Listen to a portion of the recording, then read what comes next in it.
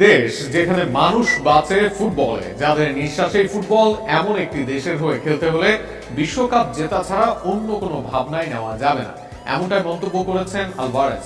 শুধু তাই নয়, যেহেতু মেসির সম্ভাব্য শেষ বিশ্বকাপ এটি, তাই এই বিশ্বকাপ পুরো বিশ্বের জন্য স্পেশাল। বিশ্ব ফুটবলের সব আলোচনা এখন বিশ্বকাপ নেই। নতুন আঙ্গিকে ইতিহাসের সবচেয়ে বড় বিশ্বকাপ হতে যাচ্ছে এবারের। সেখানে বর্তমান চ্যাম্পিয়ন হিসাবে যাবে আর্জেন্টিনা। আর সেই বিশ্বকাপে আর্জেন্টিনার লক্ষ্য কি জানতে চাইলে আলভারেজ বলেন, আর্জেন্টিনার মানুষ হিসাবে আমাদের লক্ষ্য সবসময় চ্যাম্পিয়ন হওয়া। এবারও তার ব্যতিক্রম নয়।